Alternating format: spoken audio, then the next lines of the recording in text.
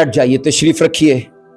अजीजों, ये rapture part 2 है और ये आज की इस मीटिंग का सेकंड सेशन है और इसमें हमारा पहला सवाल रहेगा कि रैप्चर किन का होगा। रैप्चर किन का होगा, कौन उठाया जाएगा? जवाब सिंपल है, कलीसिया। कौन उठाया जाएगा? अब सुनो, कलीसिया के 2 हिस्से हैं। जो सीखने की बात है ना, कलीसिया के 2 हिस्से हैं। अजीजों, कहा जाता है पहला हिस्सा वो जो तमाम ईमानदार अपनी जिंदगी गुजार कर मसीह में सो चुके हैं। तमाम ईमानदार जो मसीह में जिंदगी गुजार के सो चुके हैं, तो ये कलीसिया का पहला हिस्सा है। कलीसिया की बुनियाद याद रखना, जिस दिन पाकरू उतरा था उस दिन कलीसिया की बुनियाद पड़ गई थी।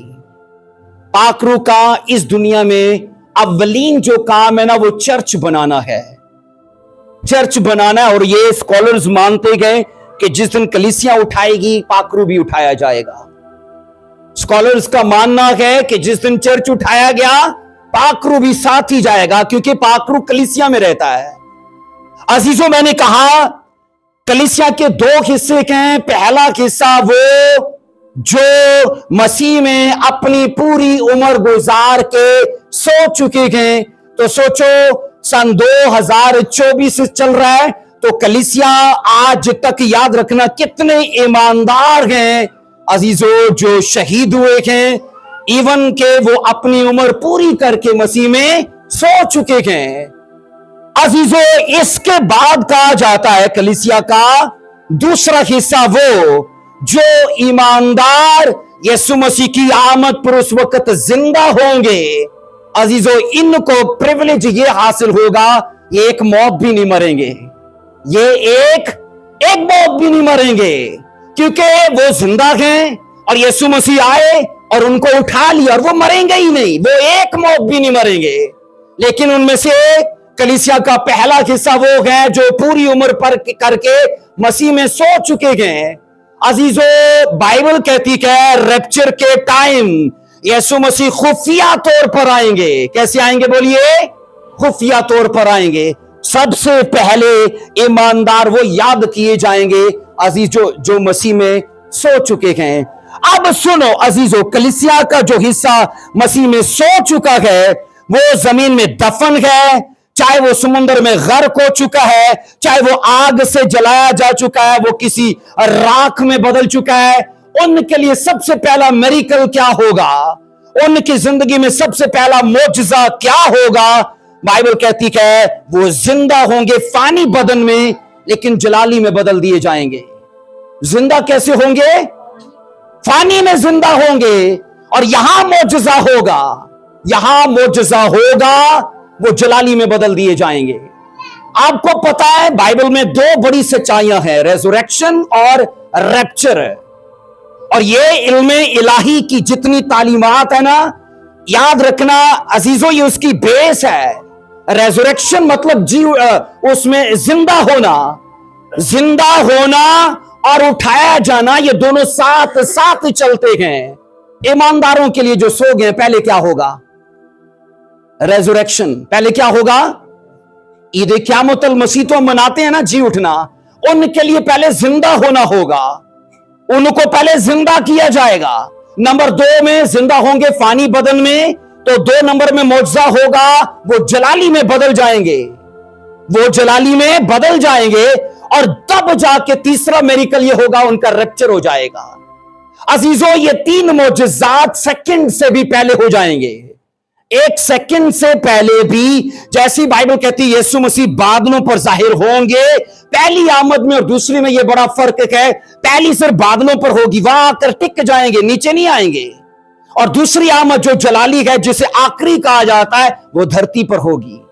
जैतून के पहाड़ पर आकर उनके पांव टिकेंगे, पहाड़ फट जाएगा, आपस में से 2 हिस्सों में बढ़ जाएगा, एक बड़ी वादी बन जाएगी। और वो वादी का अलग एक बड़ा भेद है। लेकिन यहां अजीजों, मैं आपसे शेयर ये करना चाहता हूं, बाइबल के मुताबिक आइए पढ़िए पहला कुरिन्थियों उसका 15वां बाब उसकी 50 आयत क्या कहती है। पहला कुरिन्थियों 15वां बाब उसकी 50 आयत के मुताबिक कलीसिया बाइबल कहती है उसका रैप्चर तो होगा, तो भी कलीसिया बाइबल मुकद्दस के मुताबिक अजीजों उस पर यह वाली वर्ष लागू होगी। 15वां बाब उसकी 50 वर्ष क्या कहती है? ऐ भाइयों, मेरा मतलब यह है कि गोश्त और खून खुदा की बादशाही के वारिस क्या लिखा है नहीं हो सकते, ना फना बका के वारिस हो सकती है। अब सुनो, कलीसिया के अंदर जब फानी बदनों में जी उठेंगे तब उनके अंदर गोश्त और खून होगा। मुझसे की क्यों जरूरत पड़ेगी? क्योंकि बाइबल की शर्त यह है कि वहां खून गोश्त नहीं जाएगा।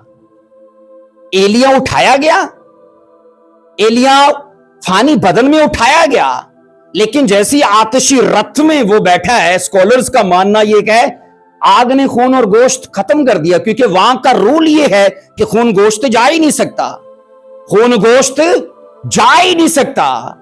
अब बाइबल कहती है सब मुकद्दसीन जो मसीह में सोए गए, ये कलीसिया का पहला हिस्सा है। मसीह की खुफिया आमद पर बाइबल कहती है इनको पहले जिंदा किया जाएगा। अब जब जिंदा किया गया तो उनके अंदर खून और गोश्त है, और जहां जाने वाले हैं वहां का रूल यह है कि खून और गोश्त वहां शरीक नहीं हो सकता। अब खुदा उनके लिए बाइबल कहती है इंतजाम मुहैया कर रहा है कि जनाब इनको चेंज कर दिया जाए। बोलो आमीन। पहला कुरिन्थियों 15:49 से पढ़ना जरा, क्या लिखा है, उनके बदलने का इंतजाम क्या होता है। पहला कुरिन्थियों 15वां बाब 49 वर्स को 15 को देखो। और जिस तरह हम उस खाकी की सूरत पर हुए, उसी तरह उस आसमानी की सूरत पर होंगे। इसका मतलब क्या है? खाकी की सूरत पर हुए, बाइबल कहती है खुदा ने इंसान को अपनी छवि पर बनाया। खुदा की कोई शक्ल सूरत है? कोई है? खुदा तो रूह है, उसकी कोई शक्ल सूरत नहीं है, लेकिन खुदा अपने आप को मसीह में देख रहे हैं, अपने आप को मसीह में देख रहे हैं, और मसीह की शक्ल असल में खुदा की शक्ल है। यीशु ने कहा जिसने मुझे देखा उसने मेरे बाप को देखा, जिसने बाप को देखना है वो यीशु को देखे, जिसने यीशु को देखना है वो बाप को देखे। हम शक्ल है ये। बाइबल ये कहती है अजीजों खून गोश्त नहीं जा सकता। खुदा इंतजाम कर रहा है उनके लिए कि उनकी सूरत को खाकी से बदल के आसमानी में बना रहा है। अब यीशु मसीह अजीजों जब जी उठे गए तो याद रखना वो आसमानी यानी जलाली बदन में जी उठे गए।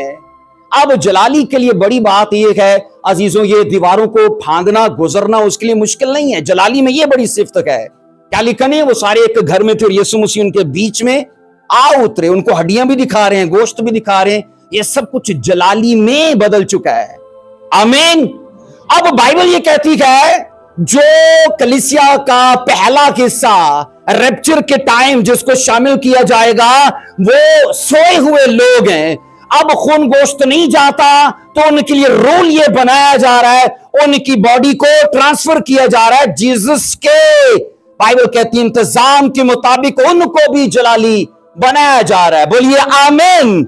इसका मतलब है कि रैप्चर के वक्त हमारी खाकी सूरत आसमानी में बदल दी जाएगी। हालेलुया बोलो फिर आमीन। अजीजों कहा जाता है ये काम जो है ना दो हिस्सों में होगा। कहा जाता है अजीजों ये काम जो है दो हिस्सों में होगा, क्योंकि कलीसिया दो हिस्सों में है।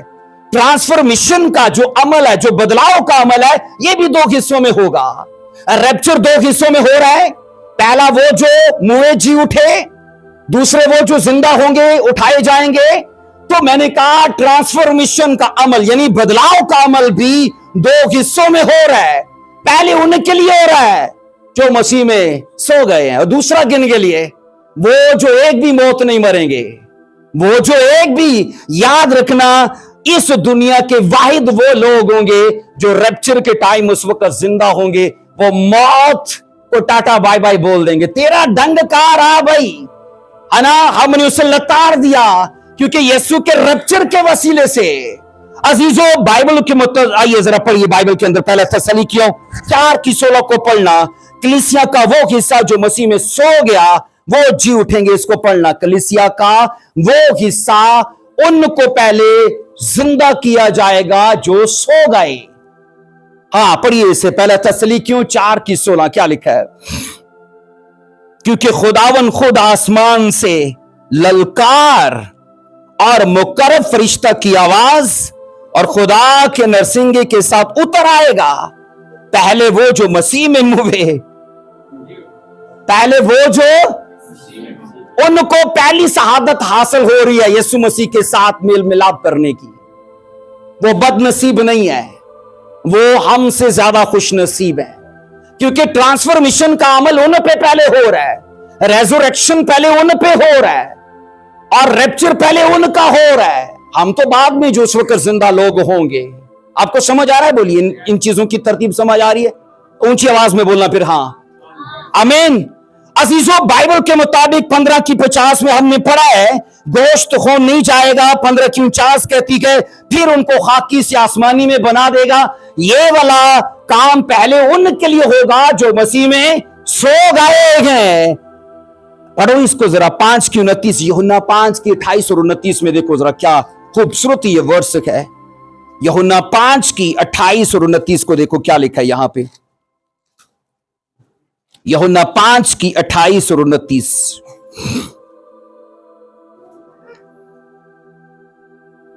इससे तज्जब ना करो, क्योंकि वो वक्त आता है, ये फ्यूचर की बात है, जितने कब्रों में हैं उसकी आवाज सुनकर निकलेंगे। ये फ्यूचर की बात है। जितने उसकी आवाज कौन सी है? यहां पर लिखा है ना, खुदा ललकारेगा तसलीकियों में, क्योंकि खुदावन खुद आसमान से ललकार। इन आवाजों को मिलाइए जरा, खुद खुदावंद आसमान से ललकारेगा और यीशु मसीह ने कहा उस वक्त लोग खुदावंद की आवाज सुनकर क्या होगा? कब्रों से। अजीजों, 28 और 29 में हजारों साल का फर्क है और दो बड़े वाकयात का यह भेद देती है। 29 को पढ़ो जरा, पास्टर कमाल पढ़ी 29 को। जिन्होंने नेकी की है जिंदगी की क़यामत के वास्ते, और जिन्होंने बदी की है सजा की क़यामत के वास्ते। अब सुनो, यहां तो बदकार तो जिएंगे ही नहीं। रैप्चर के टाइम तो बदकार नहीं जिएंगे। रैप्चर के टाइम सिर्फ नेक काम करने वाले जिएंगे। वर्ष ये कह रही है कि खुदा आसमान से ललकारेगा, कब्रें खुल जाएंगी, तो वो जो सोए जी उठेंगे। अगली वर्ष कहती है जिएंगे नेक काम करने वाले जिंदगी के लिए, और लिखा है सजा के लिए वो जिन्होंने बदी के काम किए। वहां तो सिर्फ वो जी उठेंगे, दूसरे तो दुनिया का निजाम तो उसी तरह से चलता रहेगा। 29 में वर्ष में दो आमदे हैं। 29 वर्ष में दो आमदे हैं। सिलसिला दो आमदों का ऐसे कहे अजीजों। पहली आमद में बाइबल कहती है यहां पर ये वो है जो रैप्चर वाली है, जिसमें कब्रें खुल जाएंगी। यहां सिर्फ रास्तबाज जिए हैं। ये क़यामत सिर्फ रास्तबाजों की है। और जब आप मुकाशवा 20 बाब में पढ़ते हो ना कि सफेद तख्त के सामने जनाब किताबें खोली गई हैं, तमाम मुर्दे हाजिर किए गए हैं, तमाम को खड़ा कर दिया गया है। अजीजों, वो वाला हिस्सा नीचे बयान किया जाता है। निचली वर्ष वहां का, निचली सत्र वहां का मंजर बयान कर रही है। रैप्चर के टाइम बदकार नहीं जिएंगे। रैप्चर के टाइम बदकार वो वही है, हजारों साल फिर भी वो सोए रहेंगे, वो फिर भी उसी में पड़े रहेंगे कब्रों में। एक वर्ष, मैंने कहा अजीज, मेरी बात समझ रहे हो कि एक वर्ष में कितना अजीजों मंजर वसी बयान किया गया है। रैप्चर के टाइम वो जिएंगे जो कब्रों से निकल आए, वो रास्तबाज हैं। बदकारों को नहीं जिंदा किया गया, बदकारों को मुकाशवा 20 चैप्टर के अंदर जिंदा किया गया है। वहां वो जिंदा किए गए सजा के लिए। मुकाशवा 20 बाब में हैरानी की बात यह है, वो जो वैसे बाइबल में 7 अदालतें हैं। बाइबल में कितनी? हमें पता है एक अदालत का, जो हम मुकाशवा 20 बाब में पढ़ते हैं। बाइबल 7 अदालतों का बताती है। मुकाशवा 20 बाब में सबसे आखिरी अदालत है, और वहां सुनिए सिर्फ बदकार लोग हैं, रास्तबाज कोई नहीं है। सारे बदकार हैं, क्योंकि रास्तबाजों का तो रैप्चर हो गया है।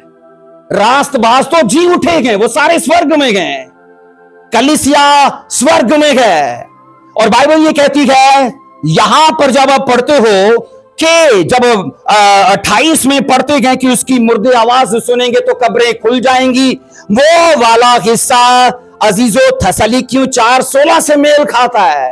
खुदावन खुद आसमान से ललकारेगा, मुकर्रब फरिश्ते की आवाज आएगी और लिखा है पहले तो वो जो मसीह में मुए जी उठेंगे। लोगों को लगता है जीना मुबारक है, बाइबल कहती है मुबारक है वो जो मसीह में मरते हैं, है ना। लोगों को जीना मुबारक लगता है, बाइबल कहती है जो मसीह में मरता है वो मुबारक है। अजीजों याद रखिएगा, बाइबल कहती है तमाम नजात पाए हुए लोग अगरचे उनको हजारों साल हो चुके हैं अब तक, क्योंकि अभी भी उनकी कब्रें कहीं ना कहीं मौजूद हैं, रूहें उनकी फरदोस में हैं, रूहें उनकी फरदोस में हैं। लेकिन जब रैप्चर होगा वहां से फरदोस से रूहें वापस आएंगी, बॉडीज में, बदनों में फिर से दाखिल होंगी और वो जी उठेंगे मुकद्दसीन। और वहां काम क्या होंगे, एक तो जिएंगे, दूसरा बदलाव होगा और तीसरा वो उठाए जाएंगे। सेकंड से पहले ये तीन बड़े काम उनके अंदर हो जाएंगे। दुआ करो कि आप उस ग्रोह में शामिल हो वो। आमीन। मैं एक ऐसी खादमा को जानता हूं, वो कहती है मुझे प्रॉब्लम नहीं कि मेरे चर्च में 2 या 4 लोग हैं, मुझे बस फिक्र इस बात की है कि जब जीसस आए तो मेरा रैप्चर हो, जब जीसस आए तो मेरा रैप्चर हो। हम गरीब हैं, बदहाल हैं, कमजोर हैं, बीमार हैं, फिक्र की बात नहीं है, बस फिक्र इस बात की करना कि मेरा रैप्चर हो, जब यीशु आए मैं उठाया जाऊं ताकि मुसीबतों को फेस ना करूं। आमीन। आइए पढ़िए इसको, फिलिपियों 3 की 21 को पढ़ना। फिलिपियों 3 की 21 में क्या लिखा है? गैर फानी, रूहानी और आसमानी होंगे। कलीसिया की ये बदन 3 चीजों के लिए बयान किए गए हैं। नंबर 1 गैर फानी होंगे, नंबर 2 रूहानी होंगे, नंबर 3 आसमानी होंगे। वो अपनी उस कुव्वत की तासीर के मुवाफिक जिससे सब चीजें अपने ताबे कर सकता है, हमारी पस्त हाली के बदन की शक्ल बदल कर अपने जलाल के बदन की सूरत पर बनाएगा। अभी बने नहीं है, अभी फानी और खाकी बदनों में हैं हम सभी, और जो मसीह में सो गए वो भी। और ये कलीसिया के उठाए जाने के टाइम होगा, रैप्चर के टाइम होगा। 3 काम होंगे, उनके फानी बदनों को गैर फानी में बदल दिया जाएगा। नंबर 2 में उनके जिस्मानी बदनों को रूहानी में बदल दिया जाएगा। नंबर 3 में उनके जमीनी बदनों को आसमानी में बदल दिया जाएगा। ये 3 बड़े काम होने वाले गए। और अजीजो कलाम जैसे कहता है, वो अपनी उस कुव्वत के तासीर के मुवाफिक जिससे सब चीजें अपनी ताबे कर सकता है, हमारी पस्त हाली के बदन की शक्ल बदल कर क्या लिखा, अपने जलाल के बदन की शक्ल में बदल देगा। बोलो आमीन। ऊंची आवाज में थके आमीन ना बोला करो, आमीन। हाँ, ये वाला जागते हुए का आमीन। अजीजो रैप्चर के वक्त मसीह खुदावन याद रखना, बाइबल कहती है मौजूजाना तौर पर अजीजो जिस बदन में होंगे, कलीसिया भी उसी बदन में होगी, कलीसिया भी उसी बदन में होगी। और उस बदन के लिए कहा जाता है अजीजो, उस पर ना तो मौत असर करेगी, ना बीमारी असर करेगी, ना उस पर और जवाल और गर्दिश असर करेगी, क्योंकि ये चीजें यीशु के बदन से, यीशु इन चीजों से बाहर है। आमीन बोलो फिर। अजीजों याद रखिएगा, हम बाइबल में ये पढ़ते हैं खुदावन इस बदन को बदलकर अपने जलाल की सूरत में इसलिए बदलेगा ताकि ये गले सड़े नहीं। जब ये इस बदन की बात की जाती है तो एक मुद्दत में ये जीता है। फानी बदन एक मुद्दत में जीता है, इसकी डेट एक्सपायर है कि नहीं, पैदा होने का एक वक्त है, एक्सपायर होने का भी एक वक्त है। फानी बदन में ये सब कुछ है। फानी बदन वक्त में जीता है, फानी बदन बोलिए। और याद रखना, जलाली बदन अबद में जिएगा, अबदियत में जिएगा। फानी बदन याद रखना, अबदियत कहा जाता है ना, वो अजलियत और अबदियत का खुदा है, कहते हैं ना, अजलियत और अबदियत याद रखना, कहा जाता है वक्त से पहले अजलियत है और वक्त के बाद अबदियत है। वक्त याद रखना, इसमें चीजें शुरू होती हैं और खत्म हो जाती हैं, लेकिन अबदियत में चीजें शुरू नहीं होती और ना खत्म होती, वहां चलती रहती हैं। और जलाली बदन की ये बड़ी सिफ्त होगी कि वो अबदियत में शामिल किया जाएगा। बोलो हाथ उठाकर फिर आमीन।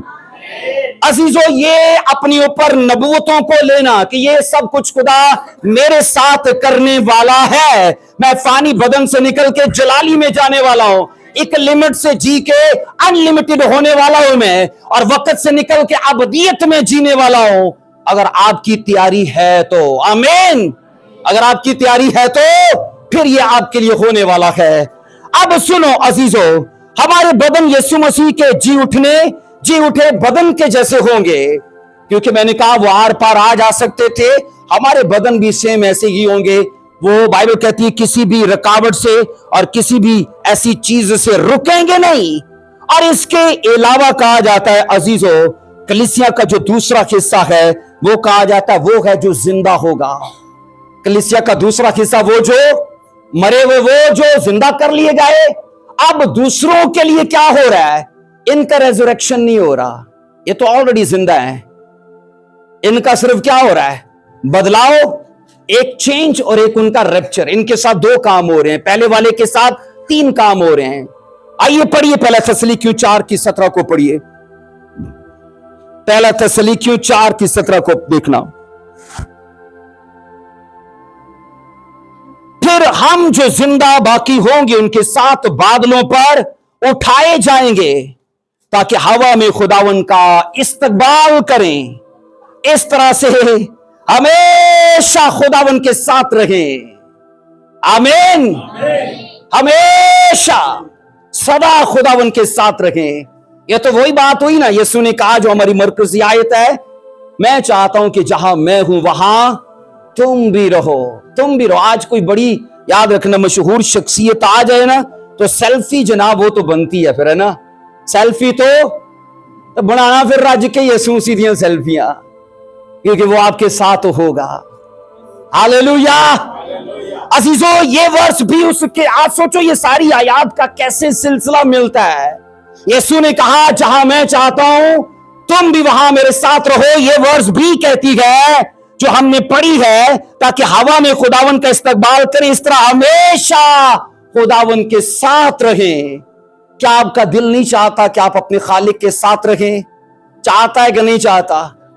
पालूस तो कहता है मैं तो इधर बड़ा बेताब हूं, बड़ा बेकरार हूं, कुड़ता हूं, कल जाना मैं कहना हुणे ही जावा, है ना। और कई जाना ही नहीं जानते, कई जाना ही नहीं जानते, क्योंकि उनको यहां रहना है। अजीजों, बाइबल मुकद्दस के मुताबिक यह वर्ष कमाल की वजाहत करती है जिंदा लोगों के लिए। ना मरे लोगों को भुलाया जा रहा है और ना जिंदा लोगों को, क्योंकि मैंने कहा कलीसिया दो हिस्सों पर मुश्तमिल है और दोनों के साथ खुदावन का मेल मिलाप होगा। अमाल 8:39 लिख लो, ये हवाले आपको मिलेंगे अमाल 8:39 में, और दूसरा कुरिन्थियों 12:2-4 में एक लफ्ज है जो मैं आपको बताता हूं। अमाल 8:39 और दूसरा कुरिन्थियों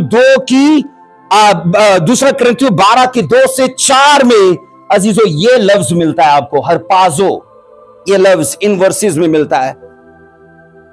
अमाल 8:39 में जहां लिखा नहीं है, फिलिप्पुस को खुदा का रूह कहीं और उठा कर ले गया। उठाना रैप्चर को जाहिर करता है, हरपाजो मतलब कि उठा लेना।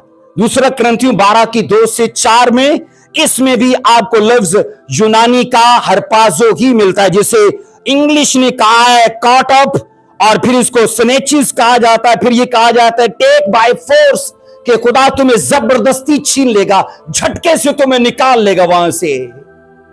अजीजों, ये सब सदाकतें, सच्चाइयां इस तरफ हमारी तवज्जो दिलाती है कि आपका देश असल में कोई और है, आपका इलाका कोई और है।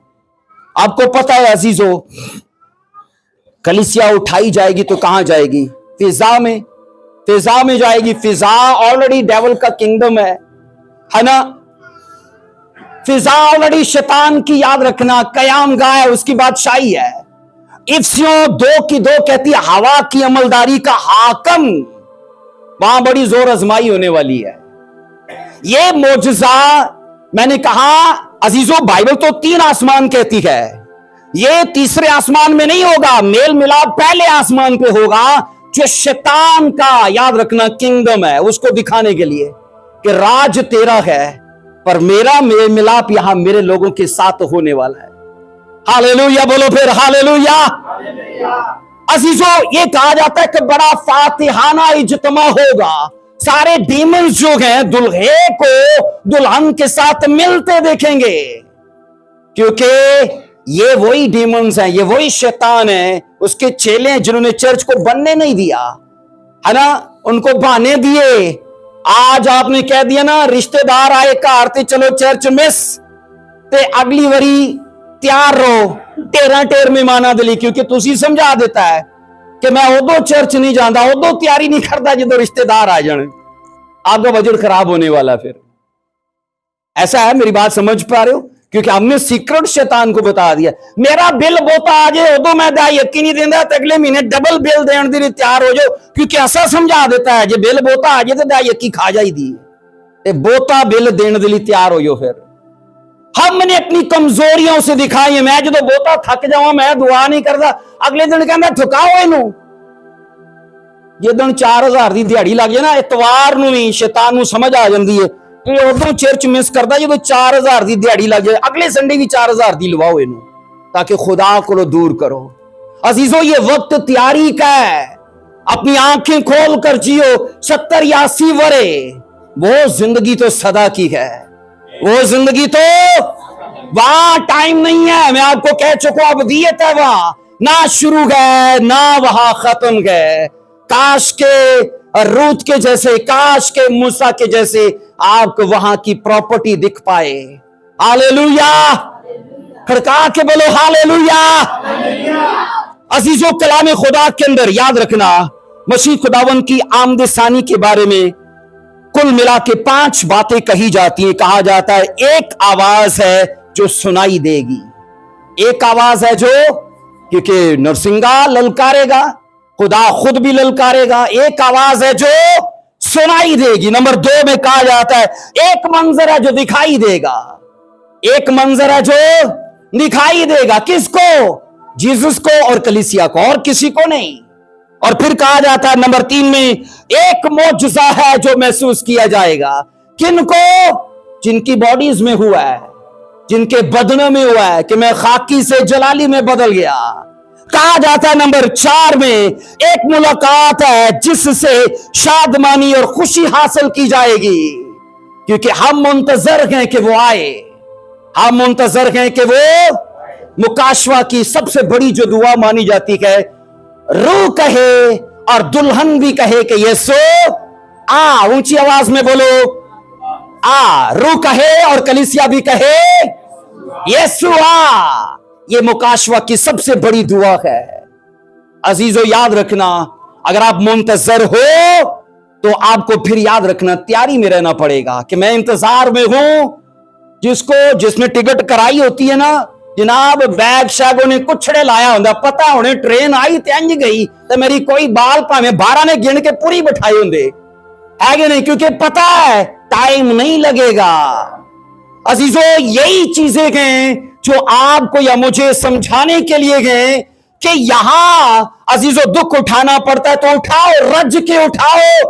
वहां तो एंजॉय करो ना, वहां तो एंजॉय करो। हालेलुया, फिर बोलो हालेलुया, आमीन। इसलिए कहा जाता है अजीजों, इस जीवन में ऐसी तैसी करा लो या आने वाली जिंदगी को एंजॉय करो, या इस जिंदगी को एंजॉय करो और आने वाली जिंदगी में रोज चुकाई कराओ। मूल तो तुम्हें चुकाना ही पड़ेगा, मूल चुकाए बगैर गुजारा नहीं है। ये बाइबल का एक तरीका कार है, बाइबल एक सेट किया है कि कुर्बानी का अजर है। हमने बुजुर्गों से सुना है, उस्तादों ने सिखाया, बाइबल गवाही देती है, जो कुर्बानी करना जानता है वो अजर भी पाना जानता है। जो कुर्बानी करना जानता है वो अजर भी पाना जानता है, खुदा उससे देता है। लिखा है जो तू सीक्रेट में करेगा, I will give you openly reward, कि मैं तुझे लोगों के बीच में दूंगा।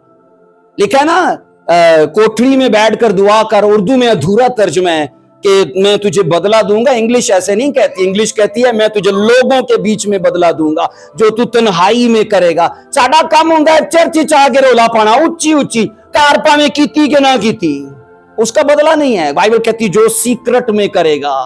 आमीन बोलो फिर। अब अजीजों, मैंने कहा नंबर 5 का अजीजों जो आमदेसानी के बारे में कहा जाता है, एक इलाही तसल्ली है जिसका तजुर्बा उस वक्त तमाम मुकद्दसीन महसूस करेंगे। लिखा नहीं है वो तुम्हारे आंसू पहुंच देगा। हालेलुया, वो तुम्हारे आंसू पहुंच देगा। पढ़िए जरा इफिसियों 3:21 को क्या लिखा है कि तमाम ईमानदारों के फानी बदलकर रूहानी और गैर फानी बन जाएंगे। और कहा जाता है कि ईमानदारों के बदनों को बदलने का काम खुद यीशु मसीह के जिम्मे है। यीशु मसीह खुद इसको करेंगे। इफिसियों 3:21 को पढ़िएगा। वो अपनी इस कुव्वत की तासीर के मुआफिक, अपनी इस कुव्वत की तासीर के मुआफिक जिससे सब चीजें अपने ताबे कर सकता है, सब चीजें अपने बोलो ताबे कर सकता है। ये खुदावन यीशु मसीह की सिफत है। इफिसियों 3:21 में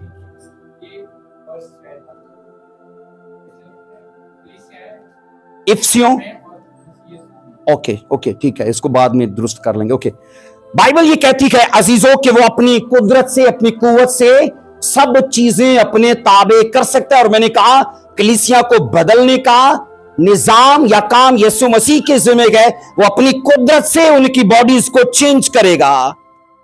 अब सुनो अजीजों, पहला कुरिन्थियों 15 की 51 और उसकी 51 और 52 को पढ़िए जरा। पहला कुरिन्थियों 15वां बाब और उसकी 51 और 52 दो वर्सेस को पढ़िए जरा। पहला कुरिन्थियों 15वां बाब 51 और 52 दो वर्सेस को देखिए क्या बाइबल कहती है। देखो मैं तुमसे भेद की बात, हाँ, हम सब तो नहीं सोएंगे, हाँ, मगर सब बदल हो जाएंगे, सब बदल जाएंगे। और ये एक दम में, एक पल में हो जाएगा। 52। अब सुनो बाइबल ये कहती है अजीजों 51 में देखो मैं तुमसे भेद की बात कहता हूं। आपको पता है रैप्चर पर जितनी बारीकी सी बातें पालूस ने की हैं किसी रसूल ने नहीं की, और ये भेद है।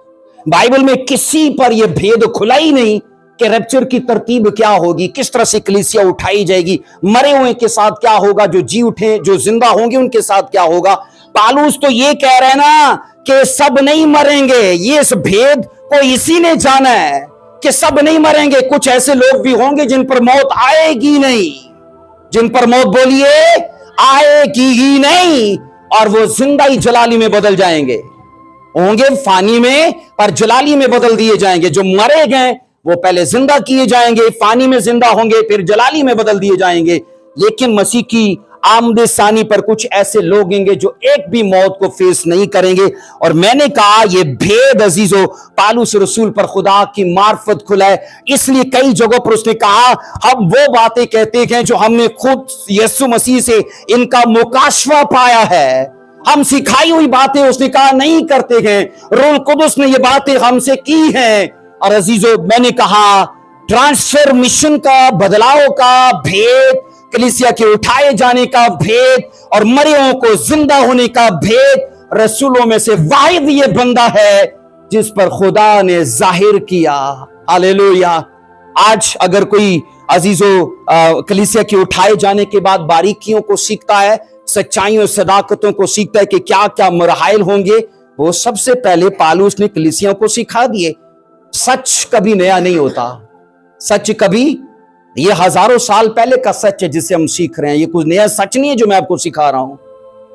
सच कभी नया नहीं होता, उसकी खोज नहीं हो सकती है, उसका अंदाजे बयां नया हो सकता है। सच हजारों साल पहले का है जो पास्टर जी भी प्रीच कर रहे हैं, पादरी साहब भी कर रहे हैं, पादरी साहब भी कर रहे हैं, हम सभी उस पुराने सच को ही प्रीच कर रहे हैं। बस तरीकाकार मुख्तलिफ है, अंदाजे बयां अलग है ना, खोज अलग अलग है। बोलिए आमीन, हालेलुया। सो अजीजों मैंने कहा कि कलीसिया के बदलाव के बाद बाइबल कहती है कलीसिया का उठाया जाना होगा, लेकिन सभी बाइबल कहती है ऐसे लोग हैं जो नहीं मरेंगे। इसके बाद देखिएगा इसको अजीजों, दूसरा कुरिन्थियों 5:2 को पढ़िएगा। दूसरा कुरिन्थियों 5:2 में क्या लिखा है?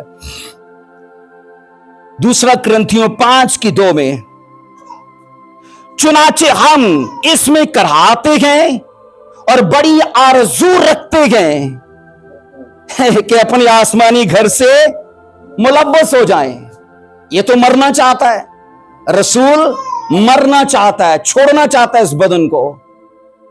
और अजीजों, बाइबल ये कहती है, उसने कहा मैं आसमानी घर से मुलव्वस होना चाहता हूं। और फिर उसके बाद 3 आयत से कहता है, 3 वर्ष में, ताकि मुलव्वस होने के बायस नंगे ना पाए जाएं। और 4 आयत, क्योंकि हम इस खेमा में रहकर बोझ के मारे कराहते हैं, इसलिए नहीं कि ये लिबास उतारना चाहते हैं, बल्कि इस पर और पहनना चाहते हैं, ताकि वो जो फानी है जिंदगी में गर्क हो जाए। ये फानी जिंदगी में गर्क हो जाए। हालेलुया, आमीन। अगर चाहते हो कि आपका फानी बदन जिंदगी में गर्क हो जाए, कलीसिया का हिस्सा बनो, कलीसिया से मत भागो। वादे सारे कलीसिया के साथ हैं, दुनिया के लोगों के साथ कुछ भी उसका लेना देना नहीं है। क्योंकि मैं आपको कह चुका हूं, वो सबका खुदा हो सकता है, सबका बाप नहीं है। बाप सिर्फ कलीसिया का है, सिर्फ कलीसिया को हक है बाप कहने का। अजीजों, हमने ये सीखा है कि रैप्चर किन का होगा, उसके 2 हिस्से हमने देखे। नंबर 2 का सवाल है कि रैप्चर के वक्त ये बदलाव का काम कितनी देर में होगा। नंबर 2 का सवाल, रैप्चर के टाइम ये बदलाव का अमल कितनी देर में होगा। पहला कुरिन्थियों 5वां बाब 51 और 52 2 वर्सेस को पढ़िएगा। पहला कुरिन्थियों 15वां बाब 51 और उसकी 52 2 वर्सेस को देखिए। और ये एक दम में एक पल में पिछला नरसिंगा फूंकते ही होगा, क्योंकि नरसिंगा फूंका जाएगा और मुर्दे गैर फानी हालत में उठेंगे और अपने लिखा बदल जाएंगे। और हम बदल जाएंगे, मुर्दे जी उठेंगे और हम बदल जाएंगे। अजीजों, ये वर्ष रैप्चर के टाइम 2 मरहल में जो मुर्दे और जिंदों के साथ होने वाला है, उसका भेद देती है कि ये टाइम अजीजों लंबा नहीं चलने वाला, सेकंड में हो जाएगा, एक पल में हो जाएगा, है ना। कैसे होगा बोलिए? एक दम में और एक पल में होगा। और अजीजों, यहां यह सिखाया जाता है कि रैप्चर के वक्त बहुत से ईमानदार जिंदा होंगे, इस तजर्बे को पाएंगे। रैप्चर के टाइम बहुत से ईमानदार जो मसीह में सोए होंगे, इस तजर्बे का अजीजों वो इसको एंजॉय करेंगे, इसको हासिल करेंगे। फिर ये कहा जाता है कि रैप्चर का वो वक्त कैसा जबरदस्त और शानदार होगा कि जो सदियों से मसीह में सोए गए वो जी उठे लोगों के साथ मिल जाएंगे। आमीन। अजीजों, याद रखना, बाइबल कहती है कलीसिया जब उठाई जाएगी तो यह शानदार मौका होगा उनका सब मुकद्दसीन के साथ रफाकत में उठाए जाने का। कहा जाता है कि इंसानी जो हिकमत है ना, इस वाकया की गहराई को, इसकी वुस्त को और इसकी बड़ाई को बयान करने से कासर है। इंसानी अक्ल इसे बयान नहीं कर सकती, लेकिन पालूस ने अगर के बयान किया है, उसे जितना रूह ने दिया है वो उसने लिखा है, अपनी अक्ल से उसने कुछ नहीं लिखा। अब सुनो अजीजों, रैप्चर कैसे होगा, इसको पढ़ते हैं। नंबर 3 का सवाल है, रैप्चर कैसे होगा? जब मसीह खुदावन कलीसिया को लेने के लिए आएंगे तो किसी को नजर नहीं आएंगे। 2 आमदें अभी बाकी हैं। कितनी आमदें? एक जिसको हम सीख रहे हैं खुफिया, किसी को नजर नहीं आएंगे, और उसके बाद दूसरी जिसमें हर आंखों से देखेगी। वो आमद 7 साल मुसीबत के बाद है, और वो आमद होते ही यीशु मसीह की 1000 साल बादशाही शुरू हो जाएगी, और इसके बीच में बड़े वाकयात हैं। अजीजों, बाइबल ये कहती है कि मसीह खुदावन कलीसिया को लेने के लिए आएंगे तो किसी को नजर नहीं आएंगे, क्योंकि वो जलाली जिस्म में होंगे। अब जलाली जिस्म की एक बड़ी सिफ्त यह है, वो चाहे तो जाहिर करे, चाहे तो छुपा ले। हमारे पास ऐसा नहीं है, हमारा बदन ऐसा नहीं है। हम अगर ये नहीं कह सकते कि मैं जनाब चाहूं कि ना जाहिर हूं, तो हो ही नहीं सकता। जलाली में यह सिफ्त है। एंजल्स कहा जाता है कई जगहों पर छुप के उन्होंने काम किया, तो कई जगहों पर जाहिर होके किया है ना। तो यीशु मसीह का भी ऐसा ही है, क्योंकि वो जलाली बदन में हैं। अजीजों, बाइबल ये कहती है जलाली बदन की ये सिफ्त है मसीह खुदावन की, जो कहा जाता है आमद बादलों पर होगी, उनकी पोशीदा आमद होगी, और कलीसिया को वो रैप्चर में लेके जाने वाली आमद होगी। किसी को कानो कान खबर की नहीं होनी के लोग किधर गए। पढ़ो इसे पैदाइश 5:24 में, जो हम पढ़ चुके थे। हनोक गायब हो गया, हनोक गायब हो गया, इसका मतलब आप गायब होने वाले हो, आप गायब होने वाले हो। अजीजों, दुनिया के लोग कहा जाता है, बाइबल कहती है हक्के बक्के हो जाएंगे कि हजारों लाखों लोग गए किधर, क्योंकि मसाजिद में ऐलानात होना शुरू हो जाएंगे कि फलाना बच्चा गुम गया, फलाने की बीवी गुम गई, फलाने का बंदा गुम गया। अखबारात में आएगा, न्यूज चैनल पे जनाब गुमशुदगी की रिपोर्ट्स आना शुरू हो जाएंगी। इवन ये कि कहा जाता है उस वक्त हादसात इतनी बड़ी सतह पे होंगे कि दुनिया के अंदर इतनी सतह पे हुए ही नहीं हादसात। मतलब कैसे? अगर पायलट ने 200 लोगों को साथ बिठाया हुआ है और पायलट रास्तबाज है, तो उसका तो हो गया रैप्चर, उसका हो गया। तो दुनिया का की बनया बेड़ा गर्क, एक बड़ा हादसा लिखा जाएगा कि जहाज गिरा, 200 बंदे मर गए। सोचो, बस ड्राइवर अगर रास्तबाज हुआ और बस में 100 लोग बैठे हैं, उसका रैप्चर हो गया, तो वो लोग किधर गए? खाई में। हादसात मैंने कहा बड़ी सतह पे होंगे। कलीसिया का कानो कान पता ही नहीं चलना कि ईमानदार लोग गए किधर। अजीजों, इसलिए कहा जाता है, हनूक ये सिखाता है कि कलीसिया गायब हो जाएगी। मत्ती 24 को पढ़ना, 24 की 40 और 41 वर्ष को, इसको जरा पढ़िएगा मेरे साथ, देखना पास्टर कमाल, आप इसको पढ़िए 24 की 40 और 41 को। हाँ, मत्ती 24 की 40 और 41 वर्ष को। आपको समझ आ रहा है? बोलिए। आ रहा है तो फिर ऊंची करके बोलो हाँ। नहीं, अद्दा है, सही करके बोलोगे तो मनु पता लगेगा। पूछो, बोलो ऊंची सारी हालेलुया। मत्ती 24 की 40-41 में, उस वक्त 2 आदमी खेत में होंगे, एक ले लिया जाएगा और दूसरा छोड़ दिया। एक खेत में 2 आदमी काम कर रहे हैं, टाइम क्या आ गया है? रैप्चर। 2 बंदे काम कर रहे हैं, खेत में फसल काट रहे हैं, उनको पता ही नहीं है, रैप्चर हो गया है। दूसरा किधर गया? उठा लिया गया। और जो काम कर रहा है वो दिख नहीं रहा, वो बंदा किधर गया? दातरी इधर पड़ी है, फसल वो कटी पड़ी है, बंदा गायब। आगे पढ़ो, इसको क्या लिखा है? 2 औरतें नहीं पीसती होंगी, एक ले ली जाएगी और दूसरी छोड़। हाँ, 2 सोचो कि रैप्चर दोनों के बीच में फर्क कर देगा। काम करने के दरमियान दोनों इक्वल हैं, जिस्मानी हालत में दोनों इक्वल हैं, बराबर हैं, लेकिन रैप्चर ने फर्क कर दिया है। एक छोड़ दिया गया, वो एक ले लिया गया, और जिसको ले लिया गया बाइबल कहती है उसकी तो खलासी, वो तो छुड़ाया जा चुका है।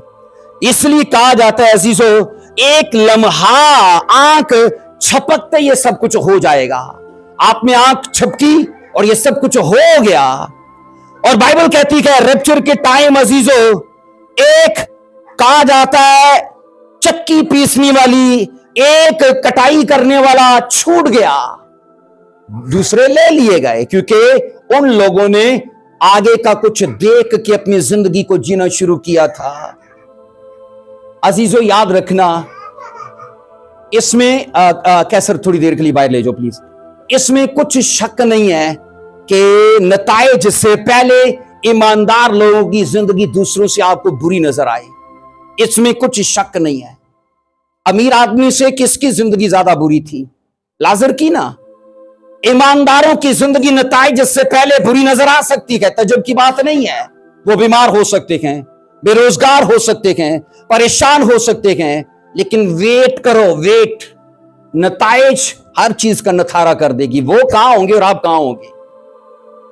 आमीन। क्योंकि लाजर, मैंने कहा, नताइज तक वेट कर रहा था, उसे पता था ये दुख सुख जो है ना वो आज के कल के नहीं है। मैं अक्सर कहता हूं अजीजों, मौत में रास्तबाज और दुनियादार बराबर हैं, लेकिन अजीजों रास्तबाज मरता है इसलिए कि उसके दुख खत्म हो जाए, और शरीर इसलिए मरता है कि उसके दुख शुरू हो जाए। मरने में बराबर है, वो भी मर रहा है, ये भी मर रहे हैं, बीमारी में बराबर है, बेरोजगारी में बराबर है, लेकिन ये मर रहा है ताकि दुख शुरू हो जाए। अमीर आदमी दुखी था कि नहीं बोलिए, लेकिन पहले एंजॉय कर रहा है। शैतान ने उसे कहा होगा वैसा जी जैसे तुम्हें मजा आए, ऐसा जियो जैसे तुम्हें अच्छा लगे। हाँ, और वो लिखा भी ऐसा ही है।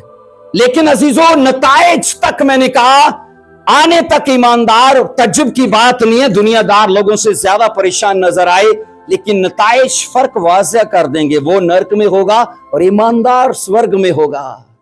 हालेलुया।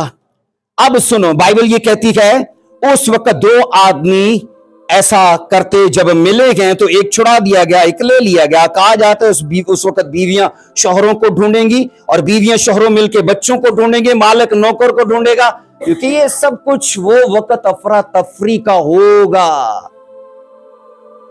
कितना मिस करते हो अपने बच्चों को, करते हो कि नहीं करते?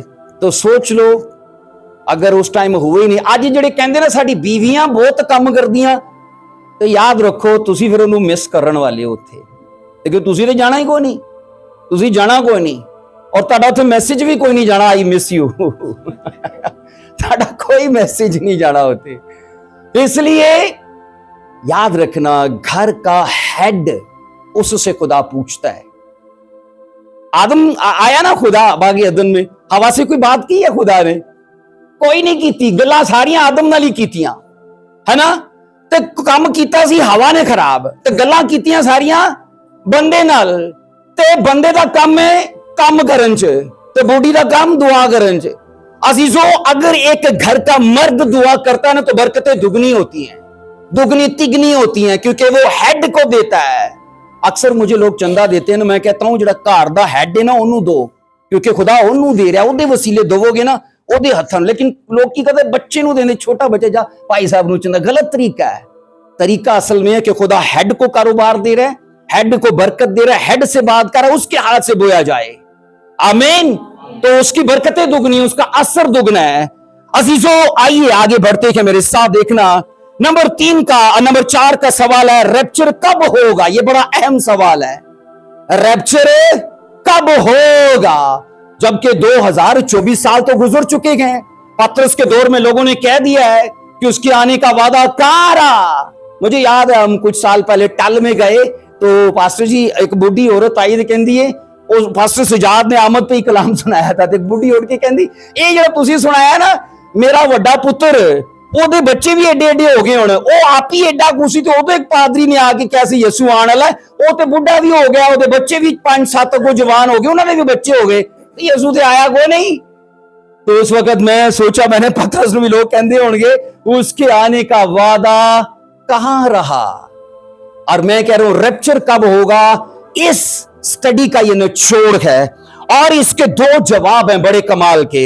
सवाल क्या है बोलिए ऊंची आवाज में? रैप्चर, रैप्चर बोलिए। तो 2 जवाब हैं इसके। नंबर 1 का पहला जवाब है, जब तक पूरी दुनिया में खुशखबरी नहीं फैल सक जाती रैप्चर नहीं होगा। जब तक पूरी दुनिया में खुशखबरी फैल नहीं जाती, बोलो। आपको पता है मिशनरी आज भी बाइबल ने छुपा छुपा के ऐसे ममालिक में लेके जाते हैं जहां बाइबल ममनू है। मिशनरी असल में इस पर काम करें, ऐसी तो उन्होंने सुनाने जिन्होंने सुना है, वो उनको सुनाते हैं जिन्होंने सुना ही नहीं है, क्योंकि वो चाहते हैं कि रैप्चर जल्द हो जाए। वो कौमों के अंदर निकलते हैं, कहते हैं सबसे ज्यादा अमेरिका ने एवेंजलिस्ट भेजे हैं पूरी दुनिया के अंदर। एवेंजलिस्ट या मिशनरी जो आया, कहते हैं वो अमेरिका ने सबसे ज्यादा दुनिया के अंदर भेजे। इसका मतलब है कि बाइबल पर ज्यादा काम उन लोगों ने किया है। अब सुनो इसका जवाब क्या है, इसके लिए वर्ष पढ़ेंगे, मत्ती 24:14 को देखना। जवाब क्या है कि जब तक पूरी दुनिया पर खुशखबरी नहीं फैल जाती रैप्चर नहीं होता। साडे भी इत्थे बैठे कई सोची पे ने, खुशखबरी पूरी नहीं हो जाती। पूरी से मतलब क्या, उन्हें लागू नहीं कर ली, तोबा नहीं की, बपतिस्मा नहीं लिया, जिम्मेदारियां पूरियां नहीं कीतियां, कई सोची पे करा के ना करा के। पास्टर जी मैं ना हर हफ्ते जीटी रोड पे जाता हूं, मैं एग्जाम्पल मुझे याद आ गया है, हर हफ्ते मैं जीटी रोड पे जाता हूं वहां मीटिंग के लिए, तो मैं ना रोड पे कुत्ते ही मरे देखता हूं, कभी इधर कभी उधर कभी इधर, सिर्फ कुत्ते ही देखता हूं। और तो मैंने कोई जानवर नहीं देखा। मैंने इसकी तशखीस की कि कुत्ते ही क्यों मरते हैं। फिर कुत्ते की फिलॉसफी को समझा मैंने। कुत्ता रोड के बीच में आगे कहता है जाऊं के ना जाऊं, जाऊं के ना जाऊं। ओ ये सोची सोची गड्डी उत्तों लंघ जाती। ये कुत्ते की फिलॉसफी है कि बंदे दी भी फिलॉसफी है? बंदे दी भी फिलॉसफी है। चर्च चाह के सोची पे तोबा करा कि ना करा, बपतिस्मा ला, ओ सोचते हैं जिंदगी गुजर जाती। बदलाव के लिए सारी जिंदगी सुनना काफी नहीं है, बदलाव के लिए एक ही प्रचार काफी है। नैनवा में यूना ने को 10 साल प्रचार थोड़ी कीता सी, एक ही प्रचार किया था, लोग बदल गए। अगर आप बदलना चाहते हो अजीजों, एक प्रचार बस आपके लिए इनफ है, वो आपको बदल सकता है, वो आपको बदल सकता है। अफसोस साडा मोबाइल बदल गया, साडा वालों का स्टाइल बदल गया। जनाब धोती तो पेंट ते आ गए सी, अना कदी साडा वाशरूम हवेली च हुंदा सी, हुण साडा टच बाथ आ गया। रहने का, खाने का, पहनने का, पहनावे का सब स्टाइल चेंज हो गया है। नहीं बदला तो बस जीवन ही नहीं बदला, नहीं बदला तो जीवन नहीं बदला। जबकि मैं कहता हूं कि बदलाव के लिए खुदा सारी जिंदगी इंसान को मौका देता है, वसाइल देता है, फजाइल देता है, माहौल देता है और इस्लाह देता है। ये 5 चीजें उसको देता है और सारी जिंदगी इंसान इग्नोर करते गुजर जाता है, कुत्ते के जैसे, करा के ना करा। और मुझे कुत्ते की फिलॉसफी समझ आई। मैंने कहा ये फिलॉसफी चर्च में भी है, क्योंकि मैंने देखा है जिनको आज यहां मेरे साथ सेवा करते होना चाहिए था। आपने भी देखा होगा कई लोग आपके साथ आए, लौट गए वापस, है ना। जिनको आज मिनिस्ट्री करते होना चाहिए था, भाई चर्च नहीं लगते हो, वो चर्च नहीं लगते। उसकी वजह क्या है? क्योंकि कुत्ते की फिलॉसफी को फॉलो करते हैं। अजीजो सोची मत पवो। मैं कहना जो मेरे को अमरीका के वीजे आ गए, कड्डो पासपोर्ट, तो मैं कहना तुसी जनाब डबल फीसा दे के पासपोर्ट कराने यार। मैं कहना करो तोबा, है ना, वे पै गए सोची लवो बपतिस्मा। साडी मिशन गवारा, ताड़ी मिशन बाइबल तो होते। मैं कहना कोई मिशन ते कोई मर्दे खुदा बाइबल तोते नहीं है। मैं भी बाइबल तोते नहीं हाँ। कोई पास्टर बाइबल तोते है? कोई मिशन बाइबल तोते है? कोई नहीं है। सब तोते बाइबल है, याद रखना। और बाइबल जब कहती है जो ईमान लाए वो बपतिस्मा ले, वो निजात पाएगा। आमीन बोलो फिर ऊंची आवाज में, हालेलुया, आमीन। सो अजीजो मत्ती 24 की हम में 14 में पढ़िएगा इसको ऊंची आवाज में। और बादशाही की इस खुशखबरी की भलादी तमाम दुनिया में होगी, ताकि सब कौमों के लिए गवाही हो, तब खात्मा होगा। रैप्चर इस दुनिया के खात्मे की एक कड़ी है। रैप्चर उठाया जाना इस दुनिया के एंड का एक हिस्सा है। और बाइबल कहती है, मैंने कहा सवाल कि रैप्चर कब होगा। अजीजो गवाही देना, अगर आप सोचते हो ना कि सिर्फ पादरियों के काम में, तो तुसी सब तो बड़े मूर्ख हो। फिर चर्च का हर आदमी गवाह है। चर्च का हर आदमी गवाह है। अपनी जॉब पर गवाही दे सकते हो, काम करने वाले को गवाही दे सकते हो। सिर्फ पादरियों का जिम्मा नहीं है, चर्च का हर आदमी चुना गया है। लिखा है रूह कुदुस जब तुम पर नाजिल होगा तो नंबर 1 में कुव्वत पाओगे। और क्या लिखा है? जमीन की इंतहा तक मेरे गवाह। ये पासबानों के लिए लिखा है। वहां तो लिखा है जिन पर रूह कुदुस उतरेगा। चर्च का कोई भी आदमी, आपकी जिम्मेदारी है कि आप रैप्चर को जल्द लाने के लिए किरदार अदा करो और खुशखबरी जिनको नहीं मिली उनको सुनाओ। आमीन। ऊंची आवाज में बोलो आमीन। अब अजीजों सुनो, हमें यह तवक्को हरगिज नहीं करनी चाहिए कि अल मसीह की आमद से पहले सारी दुनिया तौबा कर लेगी। अगर सारी दुनिया तौबा कर ले तो रैप्चर सबका हो जाएगा, तो ऐसा होना ही तो नहीं ना। नूह के दिनों में मसीह ने कहा जो हुआ वो मेरे आने के दिनों में होगा। नूह के दिनों में 8 लोग गए, तो याद रखना वो 8 लोग चर्च का बकिया है। वो चर्च के बकिए की नुमाइंदगी करते गए। अजीजों लिखा है बुलाए तो बहुत से गए पर बरगजीदा मतलब चुने हुए थोड़े गए। रैप्चर थोड़े लोगों का होगा, क्योंकि उसका लेवल, उसका मयार बहुत कड़वा और बड़ा सख्त है, बड़ा सख्त है। साडा ते हाल असी सारा कुछ करना चाहते हैं, पर रब भी करना चाहते हैं। ऐसा है कि नहीं? बोलिए। और मैं कहता हूं अजीजो, जेड़ी कमेटी पाओ फिर निकलती जरूर है, जेड़ी कमेटी पाओ वो निकलती है। अगर आज कोई शराब की डालता है कमेटी, जना की कमेटी डालता है, जुए की कमेटी डालता है, निकलती कि नहीं निकलती? इसी तरह पाप की कमेटी भी निकलती है। उनका रैप्चर नहीं होगा, वो स्वर्ग जाने की बजाय सीधा नरक में, वो सीधा नरक में। जबकि ये मौका है, फजल का जमाने का मौका है। आइए पढ़िए मती रोमियो 11 की 13 को पढ़ना। रोमियो 11 की 13 देखिए जरा इसको। रोमियो 11 की 13 मेरे साथ देखिए इसको। इन बच्चों को चुप कराइए प्लीज। रोमियो 11 की 13। रोमियो 11 की 13 देखिए क्या लिखा है। रोमियो 11 की 13 में लिखा है, कोई पढ़ेगा इसको मेरे लिए?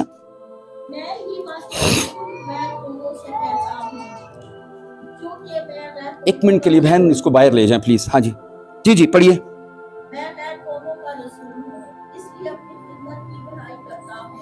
ठीक है, अब 15 की 19 को पढ़िए। रूमी 15 की 19 को, रोमियो 15 की 19 को पढ़िएगा। यहां उसने कहा कि मैं गैर कौमों का रसूल हूं, ठीक है।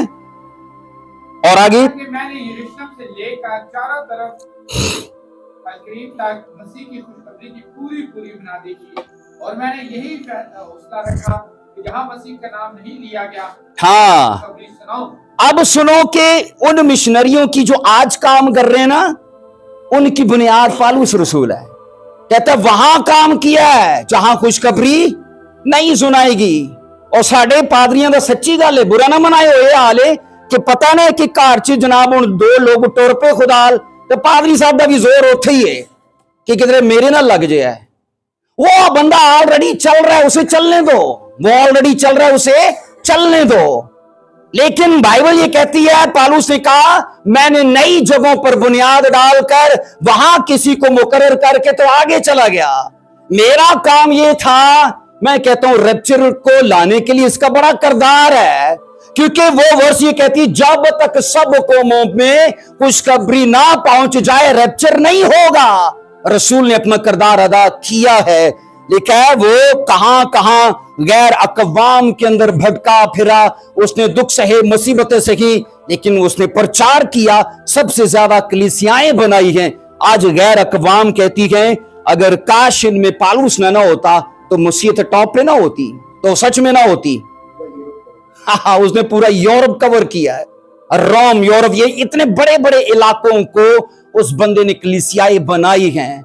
इसलिए अजीजों हम बाइबल में ये सीखते हैं, कलाम खुदा ये सिखाता है कि इस बंदे ने किरदार अदा किया, लेकिन दूसरे लोग भी पीछे नहीं रहे। अमाल 8 को अगर आप पढ़ो ना, अमाल 8 की 1 से 4 में अपने वक्त में आप इसे लिख लो, लेकिन आप वहां पढ़ना। सारी कलीसिया एक जगह जमा रहती थी और उनका यही था कि बस यही जमा होकर दुआएं करनी है। लेकिन यहूदियों ने उन पर मुसीबत ढाई और लेकर कलीसिया तितर बितर हो गई, और वो जिधर जिधर गए खुशखबरी फैलाते गए, खुशखबरी। और वो सारे इलाके गैर कौमों के थे, वो जिधर गए थे। यरूशलेम में तो वो थे, लेकिन जब वो निकले तो वो सब गैर कौमों की तरफ निकले गए। आओ अजीजों मेरे साथ पढ़ना आगे, कुलसियों 1 बाब की 5 और उसकी 6, 2 वर्सेस को पढ़ते गए। कुलसियों 1 बाब उसकी 5 फिर उसकी 6 वर्ष में, उस उम्मीद की हुई चीज के सबब से जो तुम्हारे वास्ते आसमान पर रखी हुई है, जिसका जिक्र तुम उस खुशखबरी के कलामे हक में सुन चुके हो, जो तुम्हारे पास पहुंची है, जिसे सारे जहां में फल देती और तरक्की करती जाती है। चुनांचे जिस दिन से तुमने उसको सुना और खुदा के फजल को सच्चे तौर पर पहचाना, तुम भी ऐसा ही करती है, तुम में भी ऐसा ही करती है। अब खुशखबरी की बात कर रहा है कि वो सब कौमों में फैली है और वो सब कौमों में फल लाई है। और अजीजों याद रखना, खुशखबरी ने उनकी जिंदगी में काम किया था। उन लोगों ने देवी देवताओं को निकाल दिया था, उन्होंने पूजा पाठ को तर्क कर दिया था और यीशु मसीह के पीछे वो चल पड़े थे। वो याद रखना मसीही नहीं थे, लेकिन मसीह को कबूल करने से वो मसीही बने। बोलो आमीन। 1 कुरिन्थियों 13 की 13 को पढ़िएगा। पहला कुरिन्थियों 13 को इसको देखते कि यहां लिखा है, अजीजों मसीही जिंदगी की 3 बुनियादी चीजें हैं। यह आपकी हेडिंग रहेगी कि मसीही जिंदगी की 3 बुनियादी चीजें हैं। नंबर 1, मोहब्बत, उम्मीद, ईमान। गैर ईमान, उम्मीद, मोहब्बत, ये तीनों दायमी हैं। अफजल इनमें अब ये 3 चीजें हैं, ये तीनों बेस हैं क्रिश्चियनिटी की। ईमान भी है और उम्मीद भी है। अब सुनो, ईमान की बुनियाद अजीजों माजी के कामों पर होती है, क्योंकि ईमान माजी के काम गवाही देते हैं, शहादत देते हैं कि माजी में खुदा ने ऐसे किया, वो कर सकता है। मैंने कहा ईमान माजी के कामों की शहादत देता है। और मोहब्बत की बुनियाद याद रखना हाल के कामों पर होती है, क्योंकि ये जमानाए हाल में काम करती है। मोहब्बत कहां काम करती है? जमानाए हाल में काम करती है। अब कहा जाता है उम्मीद अजीजों ये मुस्तकबिल के जमाने में काम करती है, ये 3 चीजें। और मैंने कहा मसीहत इन्हीं तीनों चीजों का निचोड़ है, और मसीहत का पूरा स्ट्रक्चर इन्हीं चीजों पर है, तीनों पर। वो माजी के कामों पर कि खुदा माजी में काम कर सकता था, आज भी करता है, और वो मुस्तकबिल में भी करता रहेगा। और अजीजों याद रखिएगा, जिसने ये सब कहा है वो आज भी करके दिखाता है। अजीजों इसके बाद एक और सवाल है, रैप्चर कब होगा? इसका दूसरा हिस्सा, पहला हमने पढ़ा रैप्चर का पहला सवाल कि जब तक पूरी दुनिया में खुशखबरी ना फैल जाए रैप्चर नहीं होगा। और रैप्चर कब होगा, इसका दूसरा जवाब, इसके लिए दूसरा जवाब यह है कि जब तक कलीसिया की तादाद पूरी ना हो जाए। कलीसिया की तादाद पूरी ना हो जाए। क्या खुदा को 10 लाख लोग चाहिए, 24 लाख चाहिए, 50 लाख चाहिए, कितने चाहिए? याद रखना ये अदद कितना होगा ये खुदा ही जानता है। कलीसिया का रैप्चर तब तक नहीं होगा जब तक सब तक खुशखबरी नहीं पहुंच जाती, और दूसरा रैप्चर तब तक नहीं होगा जब तक कलीसिया की गिनती पूरी नहीं हो जाती। आओ पढ़ो जरा इसका हवाला मेरे साथ, रोमियो 11 की 25 और 26। रोमियो 11 की 25 और 26। टाइम क्या हुआ है? बस इसी सवाल को खत्म कर रहा हूं मैं, बस यही है। रोमियो 11 की 25 और 26। रोमियो 11 की 25 और 26। ऐ भाइयों, कहीं ऐसा ना हो कि तुम अपने आप को अक्लमंद समझ लो, इसलिए मैं नहीं चाहता कि तुम इस भेद से नावाकिफ रहो। इस्राएल का एक हिस्सा सख्त हो गया। इस्राएल का एक हिस्सा, आगे क्या लिखा है, और जब तक गैर कौमें पूरी पूरी दाखिल ना हो। पूरी पूरी क्या मतलब? ये तादाद खुदा को ही पता है। इज़राइल का हिस्सा सख्ती रहेगा। मैंने आपसे शुरू में कहती है ये खुदा का ही प्लान था कि उसका वो हिस्सा सख्त कर दिया जाए कि वो मसीह पर ईमान ना लाए और गैर कौमों को मौका मिल जाए। अब इज़राइली है, बोलिए, अब गैर कौम है। मैं नहीं जानता मेरे आबाओ अजदाद कहां से थे, सिखों से थे, कम्युनिस्ट थे, कौन थे, हम नहीं जानते। कोई दादे परदादे का जानता है? कोई नहीं जानता। अजीजों, हम सभी जो यहां पर मौजूद हैं गैर कौम है, और यहां लिखा है 26 आयत में, इस सूरत से तमाम इस्राएल निजात पाएगा। चुनाचे लिखा है कि छुड़ाने वाला सायोन से निकलेगा और बेदीनी को याकूब से दफा करेगा। इसे क्लोज करते हैं। यहां पर बाइबल ये कहती है अजीजों, इस्राएल का एक हिस्सा सख्त कर दिया गया ताकि कलीसिया पूरी पूरी पूरी पूरी मतलब क्या, जितनी तादाद खुदा ने ठहराई है, जब तक वो पूरी ना हो जाए तब तक रैप्चर नहीं होगा। आमीन। लेकिन आपके लिए एक सवाल है, क्या आप आज की टीचिंग को अजीज सुन के अपने ऊपर लागू करने को तैयार हो? अगर तैयार हो तो आपको याद रखना, उन 5 अक्लमंद कवारियों के जैसे कल का सोच के फैसला करना है कि कल मुझे कहां पर होना, कल मुझे कहां। आइए अपने सर झुकाएंगे, अपनी आंखों को बंद करें।